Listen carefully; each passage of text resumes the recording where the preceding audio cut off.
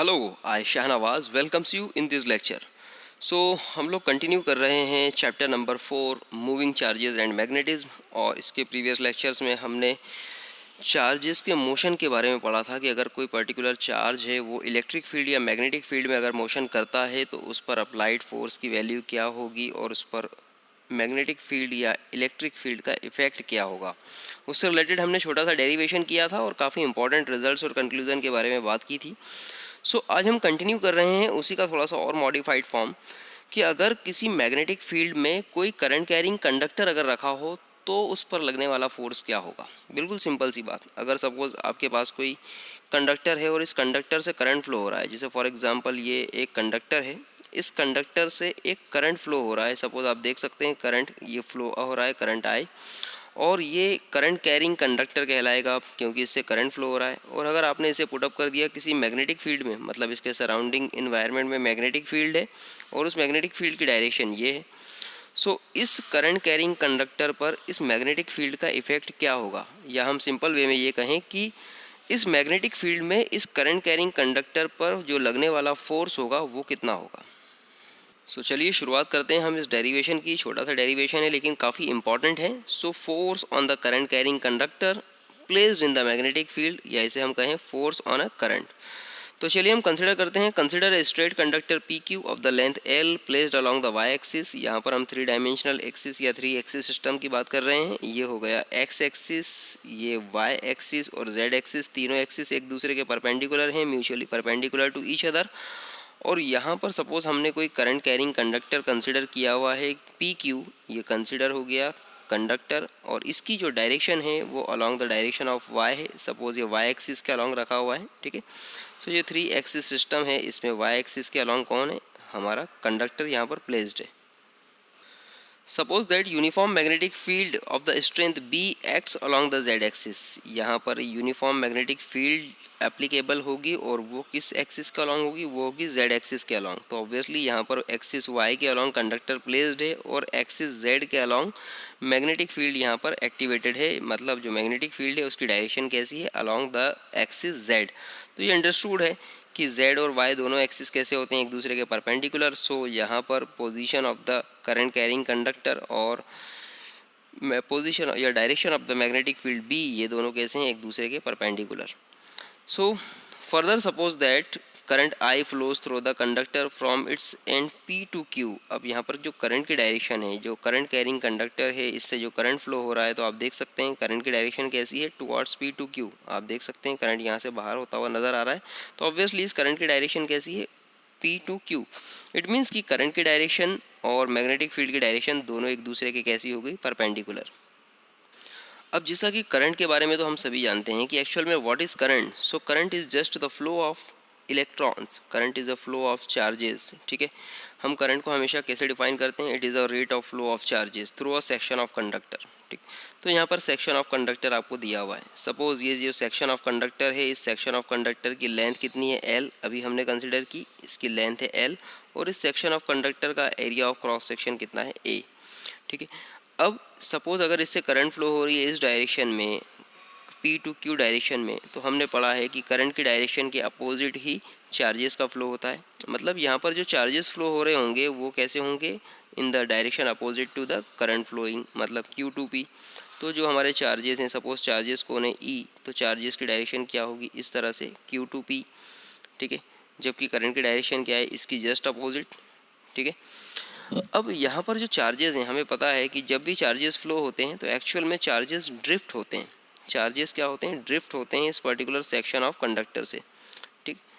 Charges एक charges तो होंगे नहीं, ऐसे नंबर ऑफ चार्जेस होंगे, यहाँ पर ऐसे नंबर ऑफ चार्जेस होंगे जो यहाँ से क्या हो रहे होंगे, ड्रिफ्ट हो रहे होंगे, ठीक है, in the direction Q to P direction में। और ऑब्वियसली सी बात है इसके अपोजिट डायरेक्शन में यहाँ से करंट फ्लो हो रही है P to Q direction. Current का जो फ्लो है वो एक्चुअल में चार्जेस का फ्लो है, ये प्रूफ किया था सबसे पहले सर H.A. लॉरेंट्स ने। H.A. Lorentz was the first to suggest the electric current in the metal is due to the flow of electron. Electric current metal में जो फ्लो होती है वो एक्चुअल में इलेक्ट्रॉन का फ्लो होता है, ये H.A. लॉरेंट्स ने सबसे पहले सजेस्ट किया था। और in a conductor the current flows due to the drift of electron, और किसी भी कंडक्टर में जो करंट का फ्लो होता है वो इलेक्ट्रॉन के ड्रिफ्ट की वजह से होता है। ड्रिफ्ट आप समझते हैं, अगर इलेक्ट्रॉन धीरे धीरे अपनी जगह बनाते हुए यहाँ पर चलना शुरू कर दे या जगह बनाते हुए मोशन करना शुरू कर दे तो उसे हम कहेंगे इलेक्ट्रॉन्स का ड्रिफ्ट होना, ठीक है, रिलीज होना या लीक होना, कुछ इस तरह से। So in conductor the current flows due to the drift of electron. So यहाँ पर अभी इस पर्टिकुलर केस में हम कंसिडर कर रहे हैं कि लेट अस कंसिडर यहाँ पर जो टोटल नंबर ऑफ इलेक्ट्रॉन पर यूनिट वॉल्यूम है ना, अगर मैं आपसे कहूँ कि इस कंडक्टर का वॉल्यूम क्या होगा, तो आपने अभी हमने डिस्कस किया कि इसकी लेंथ कितनी है L और इसका एरिया ऑफ क्रॉस सेक्शन है A, तो ऑब्वियसली इसका जो वॉल्यूम होगा वो length multiplied by cross section या cross section area multiplied by length, ये हो गया वॉल्यूम। तो सो सपोज कि इसका पर यूनिट वॉल्यूम की अगर मैं बात करूँ, वॉल्यूम डेंसिटी की अगर हम लोग बात करें, सो पर यूनिट वॉल्यूम में नंबर ऑफ इलेक्ट्रॉन्स कितने हैं, n है। नंबर ऑफ इलेक्ट्रॉन्स पर यूनिट वॉल्यूम है यहाँ पर सपोज n। सो इलेक्ट्रॉन्स क्या हो गए, नंबर ऑफ इलेक्ट्रॉन्स पर यूनिट वॉल्यूम। और ये जो इलेक्ट्रॉन्स हैं, इन इलेक्ट्रॉन्स का मोशन ऑब्वियसली सी बात है इस डायरेक्शन में q2p। तो यहाँ पर इनकी जो वेलोसिटी होगी, ड्रिफ्ट वेलोसिटी, उसे हम डिफाइन कर रहे हैं vd से। तो पर यूनिट वॉल्यूम जो इलेक्ट्रॉन्स हैं इनकी ड्रिफ्ट वेलोसिटी डिफाइन हो रही है vd से, vd। So vd is a drift velocity of the electrons. So in a conductor the current flows due to the drift of electrons. If the conductor has an area of cross section A and the number of free electrons per unit volume equal to n drifting with the velocity vd, then the current flowing through the conductor is given by I is equals to n into a into e into vd, ठीक है। सो ये current की जो value होगी, current की value दी जाएगी इस पर्टिकुलर इक्वेशन से I is equal to n into A into E into V D. So it is a equation of current, ठीक है, it is a equation of current when the n number of electron per unit volume is drifting with the velocity vd through a conductor of the cross section area A, ठीक है। तो यहाँ पर current की value हमने दे दी है I is equal to n into A into V D. अब क्या किया, सपोज इसके दोनों साइड, ठीक है, L H S R H S दोनों तरफ आप क्या करें, स्मॉल एल से मल्टीप्लाई कर दें, यहाँ पर भी स्मॉल एल से मल्टीप्लाई कर दें, यहाँ पर भी स्मॉल एल से मल्टीप्लाई कर दें, हमने कर दिया। सो सपोज क्या मिला हमें, देखिए आप देख सकते हैं यहाँ पर I L is equal to N L E V D, यहाँ पर भी एल आ गया, यहाँ पर भी एल आ गया। ये जो आई एल है, इस आई एल को हम कंबाइनली कहते हैं करंट एलिमेंट, ठीक है। एल क्या है, ऐसे length of conductor, I is a current. So हम कंबाइनली आई इंटू एल को कहते हैं, आई इंटू एल को कंबाइनली कहते हैं it is a current element, ठीक है, it is a current element. मैं सी ई लिख रहा हूँ इसे शॉर्ट में। The direction of the flow of conventional current I is opposite to the drift velocity Vd of the electrons, ठीक है। हमें पता है कि ये जो इलेक्ट्रॉन्स की वेलोसिटी होगी इसके जस्ट अपोजिट ही करंट की वेलोसिटी होगी या करंट का फ्लो होगा। मतलब करंट का जो फ्लो है वो opposite to the flow of charges होता है, और चार्जेस की जो वेलोसिटी है Vd, इसकी डायरेक्शन भी क्या होगी, in the direction to the flow of charges.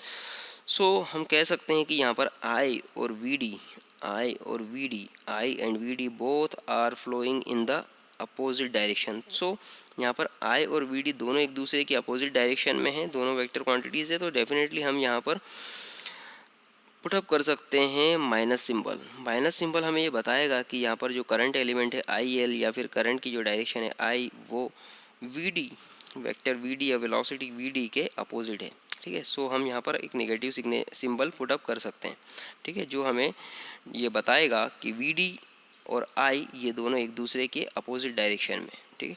So finally हमारे पास एक ये रिलेशन आ गया है। अब प्रीवियस लेक्चर में हमने लॉरेंट्ज़ फोर्स के बारे में पढ़ा था, अगर आपको याद आ रहा होगा। लॉरेंट्ज़ फोर्स हमने पढ़ा था कि अगर किसी मैग्नेटिक फील्ड में कोई चार्ज ट्रैवल कर रहा है, किसी मैग्नेटिक फील्ड में अगर कोई चार्ज ट्रैवल कर रहा है तो उस चार्ज पर एक फोर्स एप्लीकेबल होता है, और उस फोर्स को हम कहते हैं मैग्नेटिक लॉरेंट्ज़ फोर्स, क्योंकि वो चार्ज मैग्नेटिक फील्ड, वो जो फोर्स है वो मैग्नेटिक फील्ड की वजह से है। सो डेफिनेटली इस फोर्स को हम कहते हैं मैग्नेटिक लॉरेंट्ज़ फोर्स।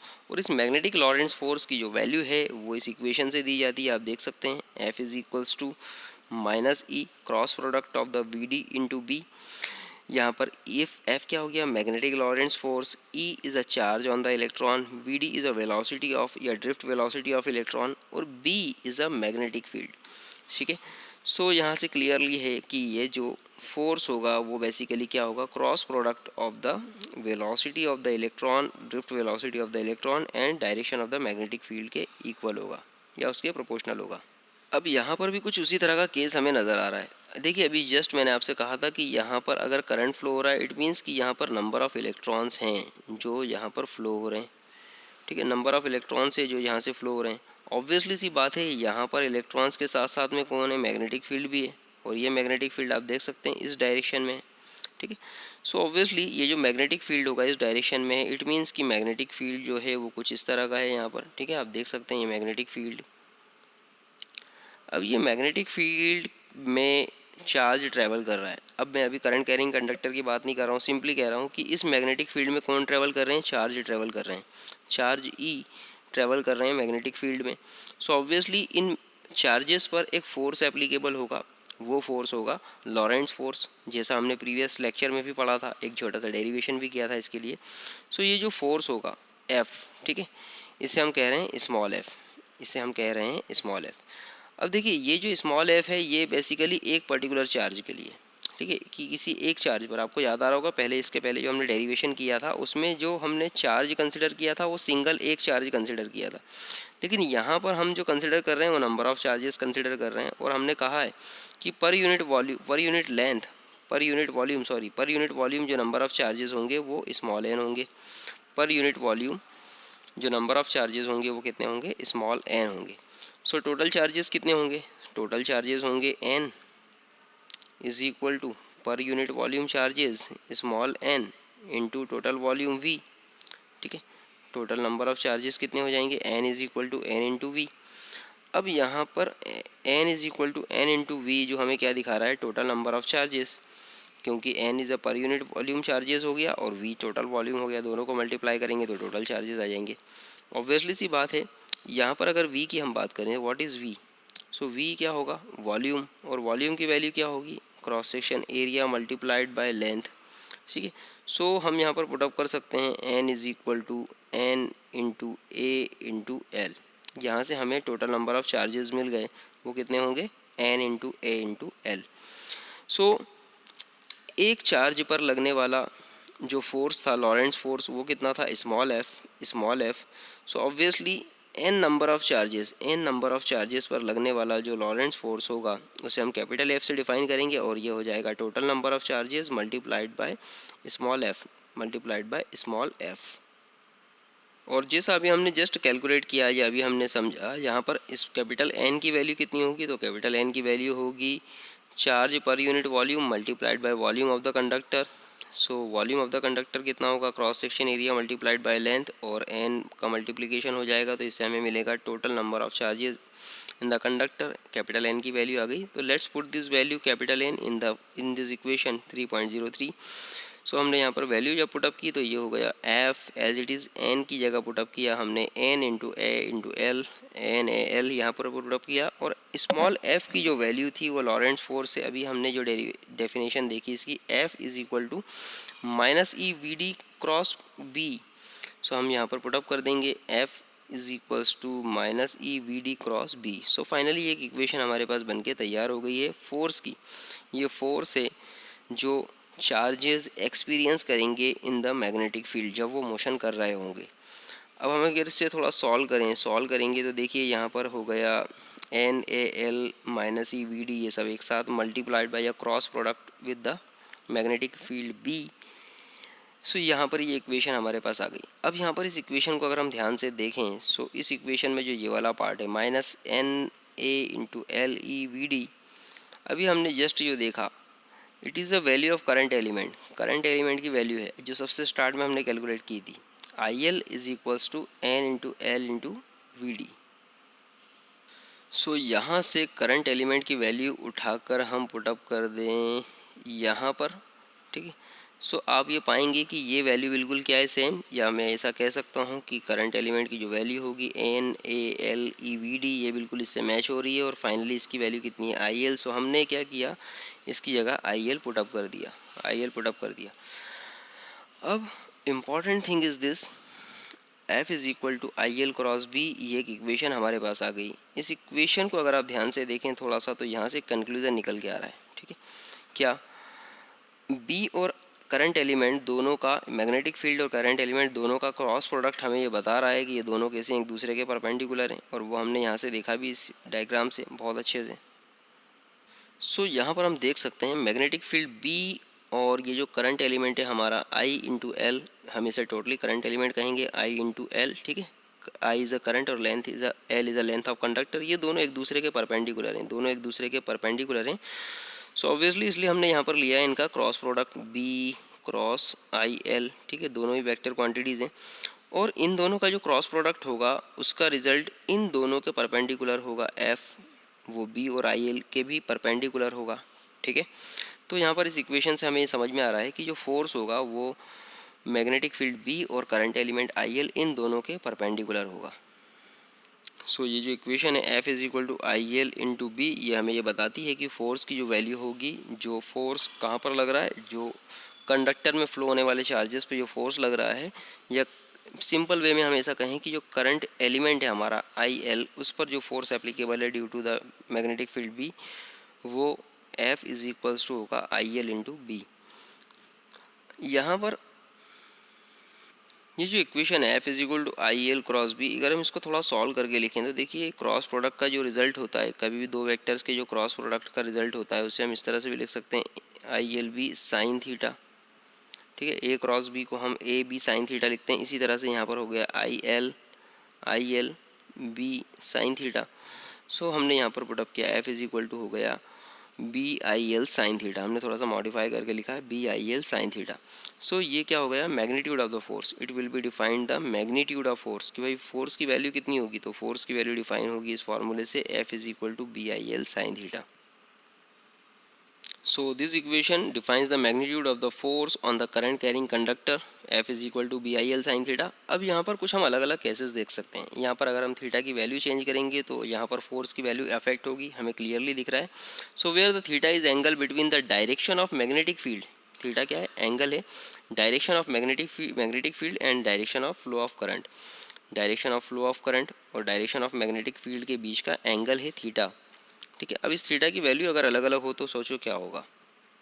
सबसे पहला केस कंसीडर करते हैं। Let us consider if theta equal to 0 degree या 180 डिग्री हो, मतलब थीटा की वैल्यू कैसी हो, 0 डिग्री या 180 डिग्री।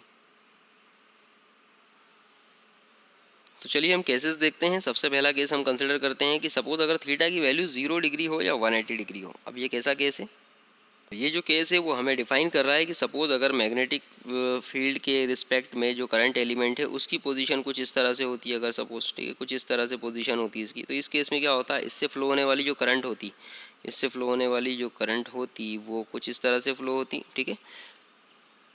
तो सपोज़ कुछ इस तरह से होती पोजीशन करंट एलिमेंट की, ठीक है। ये कैसी हो गई, suppose parallel to the magnetic field B, magnetic field B के पैरेलल, और ऑब्वियसली इससे जो करंट फ्लो होती वो भी कुछ इस तरह से फ्लो होती, या तो इस तरह से अपवर्ड डायरेक्शन में फ्लो होती या फिर डाउनवर्ड डायरेक्शन में फ्लो होती। अपवर्ड डायरेक्शन में फ्लो होती तो करंट और मैग्नेटिक फील्ड दोनों के बीच का एंगल कितना हो जाता, 0 degree, theta is equal to 0 degree. और अगर डाउनवर्ड डायरेक्शन में फ्लो होती तो यहाँ पर कितना हो जाता, theta is equal to 180 degree.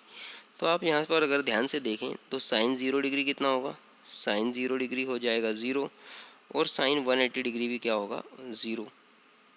सो यहाँ पर दोनों ही केसेस में इसकी वैल्यू क्या आएगी, 0। So sine theta equal to क्या हो जाएगा यहाँ पर फाइनली 0। और यहाँ पर जो क्वेश्चन है हमारा, ये जो इक्वेशन है हमारी F is equal to B I L sine theta, यहाँ पर थीटा की साइन थीटा की वैल्यू अगर 0 हम पुटअप कर देंगे तो एफ़ की वैल्यू भी क्या हो जाएगी, 0। जो ये प्रूफ करता है, जो ये बताता है कि अगर करंट एलिमेंट को मैग्नेटिक फील्ड की डायरेक्शन या उसकी अपोजिट डायरेक्शन में रखा जाएगा तो चार्जेस पर किसी तरह का कोई भी फोर्स एप्लीकेबल नहीं होगा। Thus if the current carrying conductor is placed parallel to the direction of magnetic field, it does not experience any force। अब सेकंड केस लेते हैं। सपोज कि अगर थीटा की वैल्यू कैसी हो, 90 डिग्री हो, थीटा की वैल्यू अगर 90 डिग्री होगी तो क्या होगा। इस केस में ऑब्वियसली ये केस यही वाला होगा कि मैग्नेटिक फील्ड की डायरेक्शन और करंट की डायरेक्शन कैसी, एक दूसरे के परपेंडिकुलर, मतलब यहाँ पर थीटा की वैल्यू कितनी है, 90 डिग्री। और जब थीटा की वैल्यू 90 डिग्री होगी तो ऑब्वियसली साइन 90 डिग्री की वैल्यू कितनी हो जाती है, साइन 90 डिग्री की वैल्यू हो जाती है 1। सेम केस यहाँ पर हम कंसिडर कर रहे हैं। If theta is equal to 90 degree, then F is equal to हो जाएगा बी आई एल साइन 90, और साइन 90 की वैल्यू 1 हो जाती है 1। सो यहाँ पर फोर्स की वैल्यू हो जाएगी बी इंटू आई इंटू एल। सो ये फोर्स की वैल्यू आ गई कब, जब करंट की डायरेक्शन या फ्लो ऑफ चार्जेस की डायरेक्शन परपेंडिकुलर है मैग्नेटिक फील्ड के। So in other words current carrying conductor experience maximum force, ये जो फोर्स होगा F is equal to B I L, ये कैसा होगा, मैक्सिमम फोर्स होगा। So current carrying conductor experience maximum force in the magnetic field when it is placed perpendicularly to the direction of magnetic field। अब यहाँ पर हम फिर से एक बार बात करेंगे फोर्स की डायरेक्शन की। हालांकि मैंने अभी आपको एक जस्ट छोटा सा ओवरव्यू दिया था, मैंने कहा था क्योंकि फोर्स की जो डेफिनेशन है F is equal to I L cross B, अगर हम आई एल क्रॉस बी से देखें तो ये दोनों क्वांटिटीज़ जो हैं वो एक दूसरे के परपेंडिकुलर हैं। आई एल और बी, करंट एलिमेंट और मैग्नेटिक फील्ड, दोनों एक दूसरे के परपेंडिकुलर हैं, इसलिए इनका जो प्रोडक्ट होगा वो इन दोनों के परपेंडिकुलर होगा। तो ऑब्वियसली एफ की जो वैल्यू होगी वो कैसी होगी, आई एल और बी के परपेंडिकुलर। यहाँ पर ये बहुत अच्छे से प्रूव भी हो सकता है, आप देख सकते हैं यहाँ पर B और IL दोनों एक दूसरे के परपेंडिकुलर हैं, तो ऑब्वियसली जो फोर्स की डायरेक्शन कैसी होगी वो भी इन दोनों के परपेंडिकुलर होगी। अब परपेंडिकुलरली इस तरफ होगी या इस तरफ होगी, ये कैसे डिफाइन होगा भाई, अगर मैं ऐसे फोर्स बना देता तो ये भी तो परपेंडिकुलर ही कहलाता ना, तो ये कैसे डिसाइड होगा कि इस तरफ परपेंडिकुलर होगी या इस तरफ परपेंडिकुलर होगी। सो इसे डिफाइन करने के लिए यहाँ पर एक और इम्पॉर्टेंट रूल आया, that is Fleming's left hand rule. So Fleming's left hand rule आया, जिसकी मदद से हम फोर्स की एग्जैक्ट डायरेक्शन का पता लगा सकते हैं। तो क्या होता है फ्लेमिंग्स लेफ्ट हैंड रूल, वो अभी हम देखते हैं। इसके पहले हम थोड़ा सा एक न्यूमेरिकल देखेंगे, छोटा सा न्यूमेरिकल है जो हमने अभी डेरिवेशन किया उसी पर बेस्ड है। तो देखिए न्यूमेरिकल में क्या कहा है, ये पूछा गया है हमसे, a horizontal wire of the 0.1 metre long carries a current of 5 ampere. कोई करंट है, ठीक है, कोई वायर है जिसकी वैल्यू जो कितना है 0.1 मीटर लॉन्ग है, ठीक है, और इससे करंट फ्लो हो रही है 5 एम्पियर की, करंट फ्लो हो रही है इससे 5 एम्पियर की, ठीक है। और क्या कहा, find the magnitude and direction of the magnetic field, find the magnitude and direction of the magnetic field which can support the weight of the wire. इतने मैग्नेटिक फील्ड का हमें कैलकुलेशन करना है जो वायर के वेट को support कर दे, जो वायर के वेट को सपोर्ट करे, ठीक है। वायर के वेट को सपोर्ट करने का मतलब ये है कि जैसे फॉर एग्जांपल अभी हमने बात की थी कि मैग्नेटिक फील्ड में अगर कोई करंट कैरिंग कंडक्टर है आपके पास, सो ये मैग्नेटिक फील्ड में अवेलेबल करंट कैरिंग कंडक्टर आप देख सकते हैं। सपोज़ मैंने ये करंट कैरिंग कंडक्टर बनाया, ठीक है, ये करंट कैरिंग कंडक्टर अगर मैंने बनाया और ये किसके अलॉन्ग रखा हुआ है, सपोज़ किसी मैग्नेटिक फील्ड में, और मैग्नेटिक फील्ड सपोज़ मैंने बना दी यहाँ पर, ये मैग्नेटिक फील्ड है।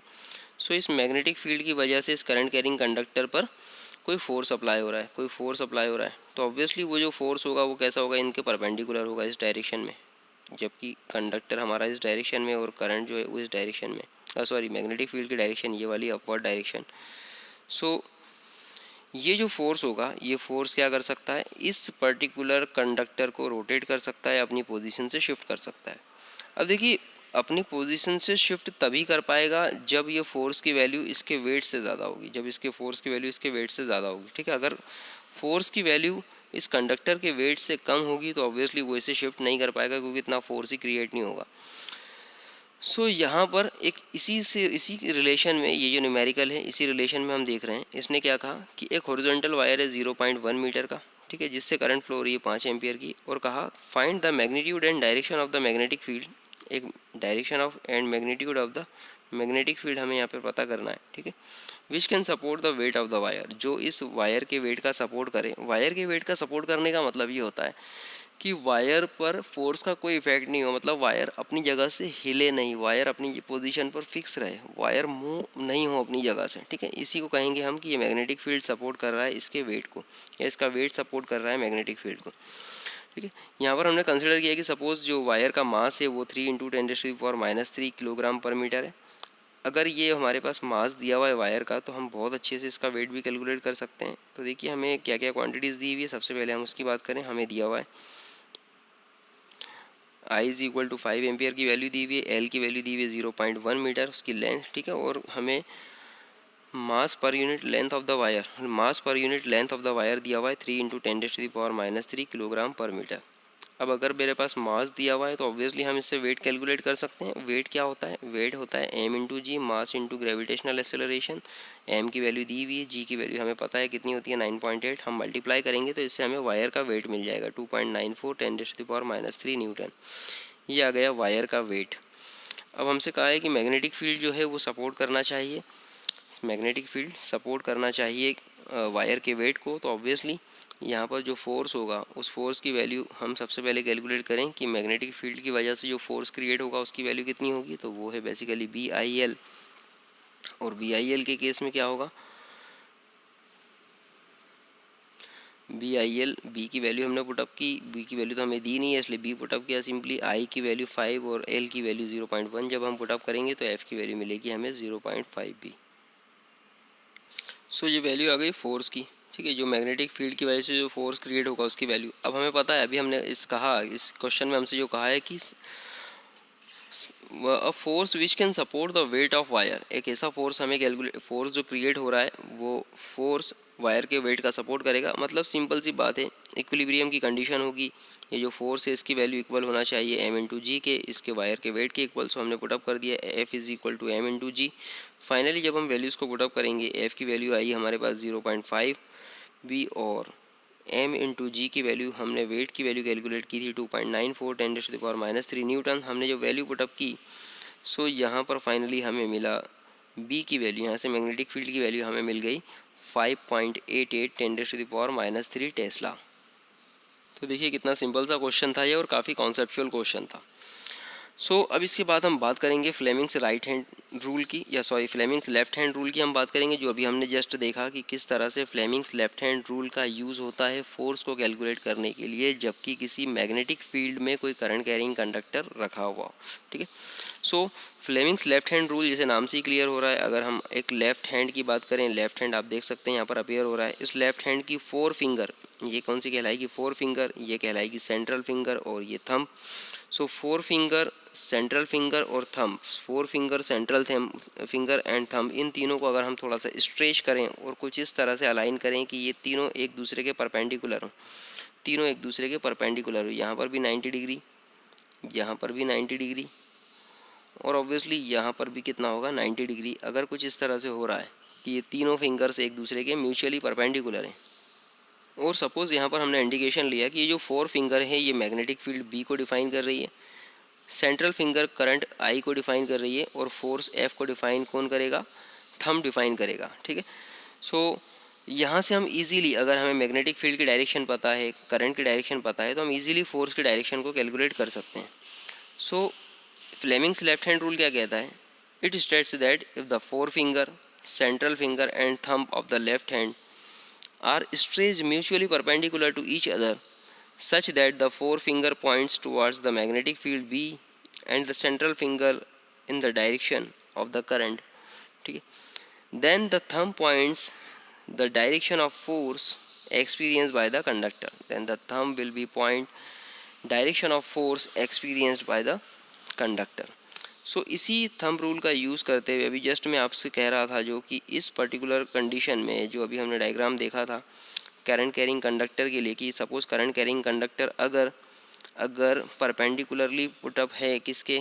मैग्नेटिक फील्ड के, तो ऑब्वियसली जो फोर्स की डायरेक्शन होगी, अगर आप जब यहाँ पर आप फ्लेमिंग्स लेफ्ट हैंड रूल जब आप अप्लाई करेंगे तो आप ये पाएंगे कि जब आप आपकी 4 फिंगर को इस मैग्नेटिक फील्ड की डायरेक्शन में अलाइन करेंगे, सेंट्रल फिंगर को करंट की डायरेक्शन में अलाइन करेंगे, आप करके देखिएगा इसे बहुत अच्छे से, तो आपका जो थंब है वो ऑटोमेटिकली इंडिकेट इस डायरेक्शन में करेगा, वो इस डायरेक्शन में इंडिकेट नहीं करेगा, आपका थंब ऑटोमेटिकली इस डायरेक्शन में इंडिकेट करेगा। इसीलिए ये क्या होगी? फोर्स की direction by using the Fleming's left hand rule.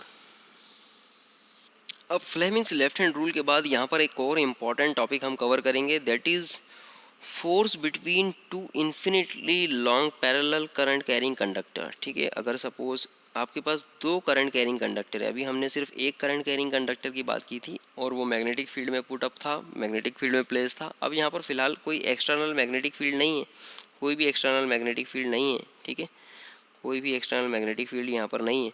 आपने सिर्फ क्या किया, दो infinitely long current carrying conductor लिए, दो कंडक्टर लिए जिसका लेंथ कितना है, इन्फिनिटली लॉन्ग। जो कैसा है, इन्फिनिटली लॉन्ग, ये भी इन्फिनिटली लॉन्ग है, ठीक है, ये भी इन्फिनिटली लॉन्ग है, मतलब इनकी लेंथ फिलहाल डिफाइन नहीं है, ठीक है। और इन इन्फिनिटली लॉन्ग कंडक्टर से आपने क्या किया, करंट फ्लो करवाया। सपोज यहाँ पर दो कंडक्टर्स हैं x1 y1 आप देख सकते हैं, और x2 y2, और इनसे फ्लो होने वाली जो करंट है वो रिस्पेक्टिवली I1 I2, ठीक है। सो यहाँ पर जब करंट फ्लो हम करवाएंगे तो क्या होता है, हमने पढ़ा है बहुत अच्छे से कि जब भी किसी कंडक्टर से करंट फ्लो होती है तो उसके अराउंड एक मैग्नेटिक फील्ड क्रिएट हो जाता है, उसके अराउंड एक मैग्नेटिक फील्ड क्रिएट हो जाता है। मैग्नेटिक फील्ड जब क्रिएट होगा, ठीक है, सो वो कैसा होगा, कॉन्सेंट्रिक सर्कल्स के फॉर्म में होगा। मैग्नेटिक फील्ड जब क्रिएट होगा तो वो कैसा होगा, कॉन्सेंट्रिक सर्कल्स के फॉर्म में होगा, ठीक है, आप देख सकते हैं यहाँ पर। तो ऑब्वियसली सी बात है, दोनों कंडक्टर्स के अराउंड अपना अपना मैग्नेटिक फील्ड क्रिएट हो जाएगा। दोनों कंडक्टर्स के अराउंड क्या होगा, अपना अपना मैग्नेटिक फील्ड क्रिएट होगा, ठीक है, अपना अपना मैग्नेटिक फील्ड क्रिएट होगा। सो ये मैग्नेटिक फील्ड जो क्रिएट होगा यहाँ पर, ठीक है, ये जो मैग्नेटिक फील्ड यहाँ पर क्रिएट होगा, इस मैग्नेटिक फील्ड की वजह से यहाँ पर एक फोर्स भी क्रिएट होगा। इस मैग्नेटिक फील्ड की वजह से एक फोर्स क्रिएट होगा। आप देख सकते हैं किस तरह से फोर्स क्रिएट होगा, कि अगर सपोज मैं बात कर रहा हूँ कि एक कंडक्टर जो है इसने अपना मैग्नेटिक फील्ड क्रिएट किया, सपोज ये इस तरह से मैग्नेटिक फील्ड ये क्रिएट कर रहा है अपना, ठीक है। अब ये मैग्नेटिक फील्ड के इफेक्ट में कौन आएगा, इस मैग्नेटिक फील्ड के इफेक्ट में दूसरा कंडक्टर भी आएगा। दूसरा कंडक्टर जब आएगा तो ऑब्वियसली ये वही वाली सिचुएशन हो जाएगी कि मैग्नेटिक फील्ड में करंट कैरिंग कंडक्टर यहाँ पर रखा हुआ है, मैग्नेटिक फील्ड में एक करंट कैरिंग कंडक्टर रखा हुआ है, और फिर हम फ्लेमिंग्स लेफ्ट हैंड रूल का यूज़ करके फोर्स की डायरेक्शन का पता लगा लेंगे। तो सेम केस इसके साथ भी होगा, और ऑब्वियसली इसी का अपोजिट केस अगर हो, ठीक है, कि यहाँ पर सपोज जो x2 y2 है, यहाँ पर करंट फ्लो होने की वजह से मैग्नेटिक फील्ड क्रिएट हो रहा है, मैग्नेटिक फील्ड क्रिएट हो रहा है, मैग्नेटिक फील्ड क्रिएट हो रहा है, और इसके मैग्नेटिक फील्ड में कौन आ रहा है, सपोज x1 y1 आ रहा है। अब x1 y1 अगर मैग्नेटिक फील्ड में आ रहा है तो ऑब्वियसली ये भी वही सेम केस हो गया कि मैग्नेटिक फील्ड में कोई करंट कैरिंग कंडक्टर यहाँ पर प्लेस्ड है। तो ऑब्वियसली यहाँ पर भी क्या होगा, एक फोर्स क्रिएट होगा, और उस फोर्स को हम कहेंगे लॉरेंट्ज फोर्स, और वही जो फोर्स होगा वो डिफाइन होगा फ्लेमिंग्स लेफ्ट हैंड रूल से। सो इस तरह से दोनों केसेस पॉसिबल हैं, और ऑब्वियसली सी बात है जब यहाँ पर दोनों ही कंडक्टर्स के अंदर जब करंट फ्लो हो रही होगी तो दोनों ही कंडक्टर की वजह से यहाँ से मैग्नेटिक फील्ड प्रोड्यूस होगा, और ये मैग्नेटिक फील्ड एक दूसरे के साथ में ओवरलैप करेगा, और ओवरलैप जब ये करेगा तो ऑब्वियसली यहाँ पर एक कंडक्टर की वजह से दूसरे कंडक्टर पर एक फोर्स अप्लाई होगा, और इस फोर्स को ही हमें कैलकुलेट करना है कि ये फोर्स एक्चुअल में कितना होगा, ठीक है। आई होप आपको ओवरव्यू थोड़ा सा समझ में आ गया होगा। So consider the two infinitely long conductors x1 y1 and x2 y2। हमने दो इन्फिनिटली लॉन्ग कंडक्टर कंसिडर कर लिए, x1 y1 and x2 y2। आप देख सकते हैं यहाँ पर x1 y1 और x2 y2 placed parallel to each other at a distance r apart. ये दोनों एक दूसरे के पैरेलल हैं, और इनके बीच का डिस्टेंस कितना है, सपोज स्मॉल r है। The currents I1 and I2 are flowing through the two conductors x1 y1 and x2 y2। वो भी हमने कंसिडर किया। x1 y1 से फ्लो होने वाली करंट की वैल्यू है I1, और x2 y2 से फ्लो होने वाले कंडक्टर की करंट है I2। So let us find the force experienced per unit length of the current carrying conductor x1 y1 due to the magnetic field produce by the current carrying conductor x2 y2, ठीक है।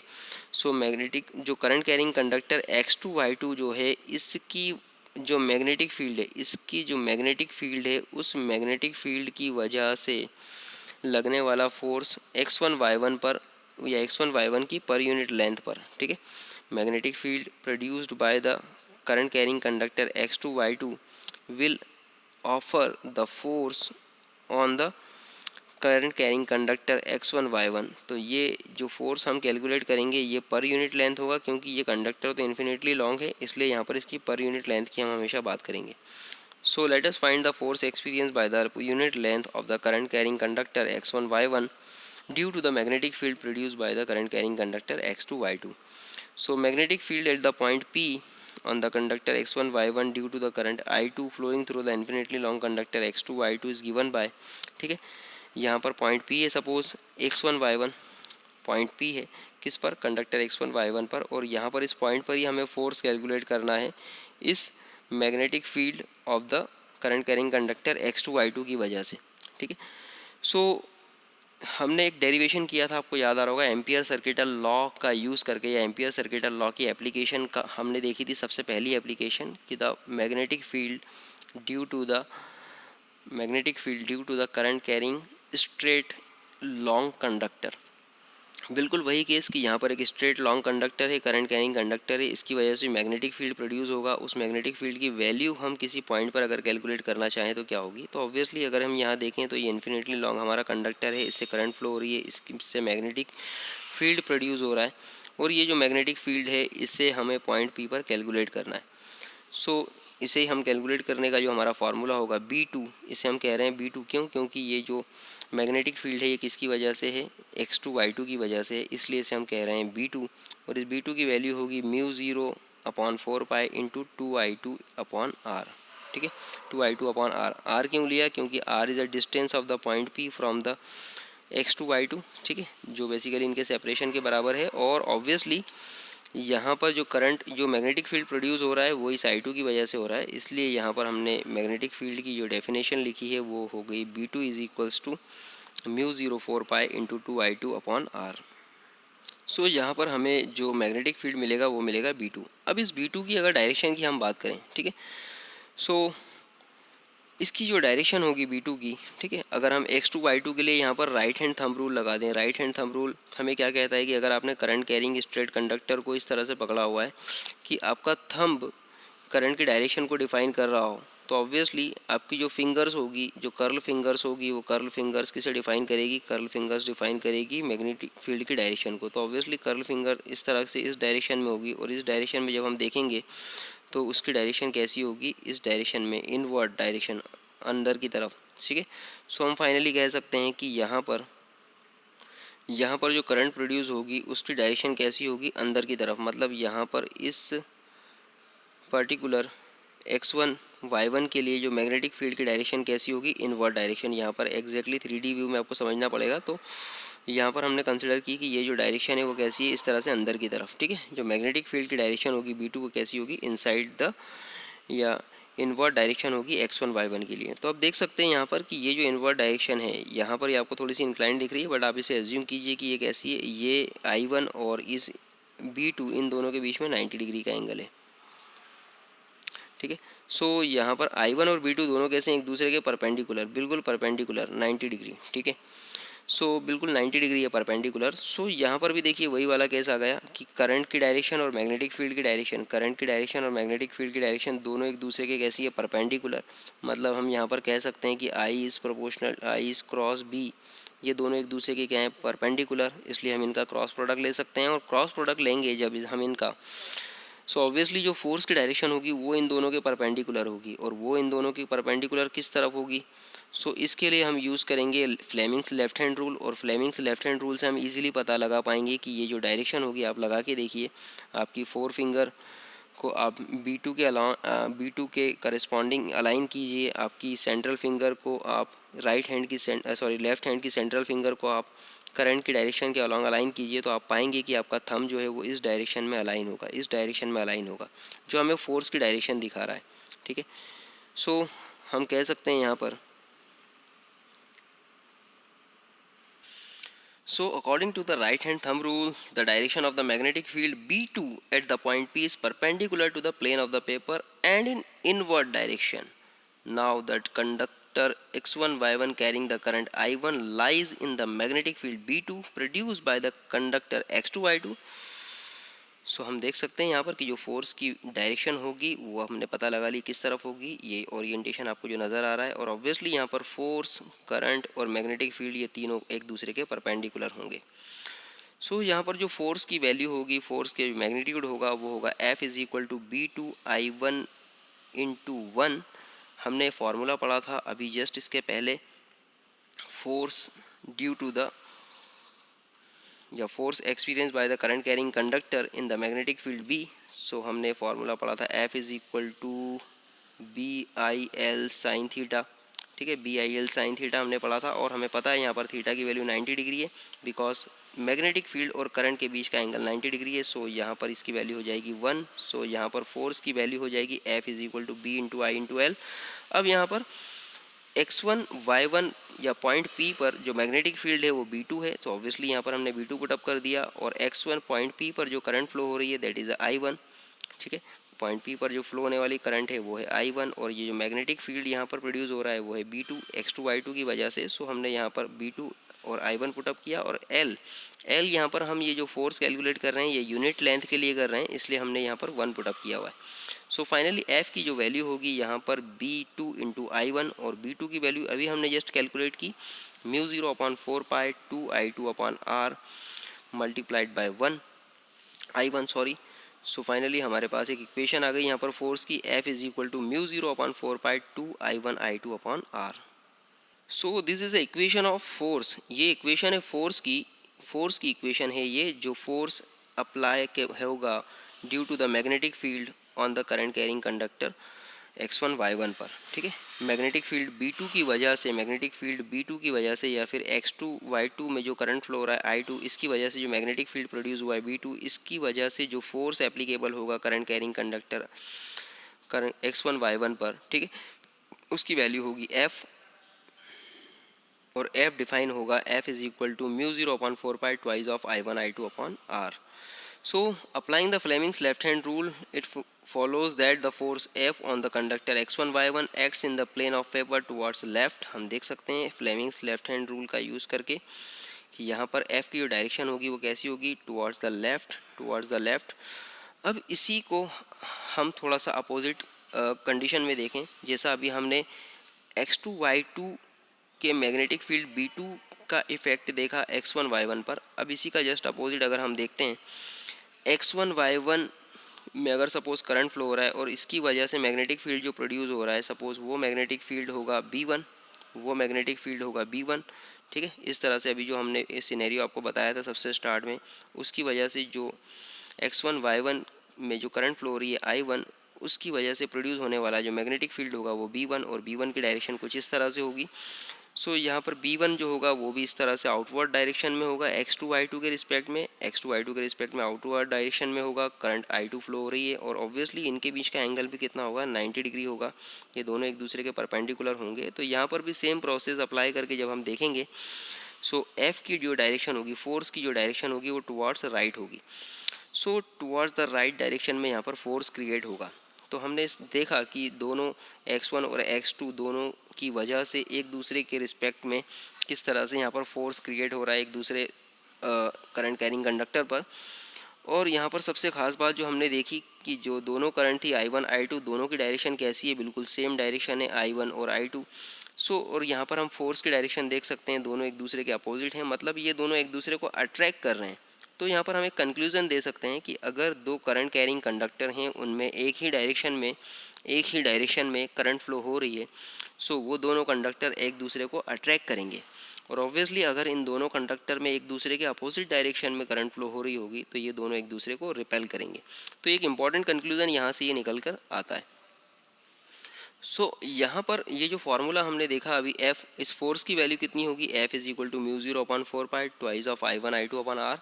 इस force के फॉर्मूले से हम यहाँ पर ampere की वैल्यू भी कैलकुलेट कर सकते हैं, या फिर एम्पियर की डेफिनेशन भी दे सकते हैं। देखिए यहाँ पर I1 I2 क्या है, करंट को हम मेज़र करते हैं एम्पियर में, तो यहाँ पर हम एम्पियर की डेफिनेशन यहाँ से निकाल सकते हैं। किस तरह से कि suppose F is equal to mu 0 upon 4 pi की जगह हम पुटअप कर सकते हैं, म्यू 0 अपॉन 4 पाई की वैल्यू होती है 10⁻⁻⁷, SI यूनिट्स में उसकी वैल्यू होती है 10⁻⁻⁷। और सपोज़ यहाँ पर जो दोनों करंट्स है I1 और I2, इनकी वैल्यू हमने पुटअप की 1 सो ये हो गई 1। और यहाँ पर सबसे इम्पॉर्टेंट थिंग R जो है, R की वैल्यू भी हमने पुटअप कर दी यहाँ पर 1। जब हम इसे पुटअप करेंगे तो हमें फोर्स की वैल्यू मिलेगी 2 इंटू 10⁻⁻⁷ न्यूटन पर मीटर। जो हमें ये बता रहा है, यहाँ से अब हम एम्पियर की डेफिनेशन दे सकते हैं कि 1 ampere is that current, 1 ampere वो करंट होगी। यहाँ पर हमने I1 I2 दोनों की वैल्यू 1 पुटअप की है, तो हम कह सकते हैं कि 1 एम्पियर करंट वो करंट होगी which when flowing through the each of the two parallel conductors of infinite length and placed in the free space at a distance of 1 meter from each other produces between them a force of 2⁻⁻⁷ Newton पर metre of their length. ठीक है, सो 1 ampere की current वो current होगी जो दो parallel conductor से जब फ्लो हो रही होगी जो पैरेलल कंडक्टर्स या फ्लो हो रही होगी, जो दोनों कंडक्टर्स एक दूसरे से 1 मीटर अपार्ट हैं और इनके मैग्नेटिक फील्ड प्रोड्यूस होने की वजह से इनके बीच का जो फोर्स है वो फोर्स की वैल्यू है 2 × 10⁻⁷ न्यूटन पर मीटर। और ये दोनों कंडक्टर जब रखे हों फ्री स्पेस में, मतलब μ0/4 की वैल्यू जब इक्वल टू हो 10⁻⁷ के, ठीक है। सो 1 ampere current is a current which is flowing through the two parallel conductor which are placed in the free space 1 meter apart with each other and produces a force for each other, that is 2 into 10⁻⁷ Newton per meter. So यहाँ पर इस derivation के बाद एक छोटा सा numerical है जो इस फोर्स के फॉर्मूले को ही डिफाइन कर रहा है। चलिए हम ये भी देख लेते हैं। So calculate the force per unit length on the long straight wire carrying the current of 4 ampere due to the parallel wire carrying the 6 ampere current. ठीक है, यहाँ पर दो वायर्स हैं। पहला वायर जो है उससे 4 एम्पियर का करंट फ्लो हो रहा है और दूसरे वायर से 6 एम्पियर का करंट फ्लो हो रहा है। ठीक है, और calculate the force per unit length on the long straight wire. ठीक है, हमें फोर्स की वैल्यू कैलकुलेट करना है और यहाँ हमसे कहा है कि दोनों वायर के बीच की डिस्टेंस जो है वो कितना है, 3 सेंटीमीटर है। तो इस 3 सेंटीमीटर डिस्टेंस आर को हमने सबसे पहले कन्वर्ट कर लिया मीटर में। I1 की वैल्यू 4 एम्पियर दी हुई है, I2 की वैल्यू 6 एम्पियर। हमारे पास फॉर्मूला है F इज इक्वल टू 40/4 μ0/4 सो हमने वैल्यू पुटअप कर दी यहाँ पर। μ0/4 की जगह 10⁻⁷ 2 as it is, I1 I2 4 and 6 and R की जगह 0.03। तो यहाँ से ये प्रूफ हो रहा है कि इनके बीच में जो फोर्स होगा F की वैल्यू होगी 1.6 इंटू 10⁻⁻4 न्यूटन पर मीटर। सो ये न्यूमेरिकल बेसिकली प्रूफ कर रहा है हमारे फोर्स के इक्वेशन को। ठीक है, सो हमने काफ़ी इंपॉर्टेंट टर्म आज इस लेक्चर में देखी है। सो आप इस लेक्चर को एटलीस्ट 2 से 3 बार ज़रूर रिवाइज कीजिएगा ताकि आपके कॉन्सेप्ट्स और ज़्यादा क्लियर हो जाएं। Thank you.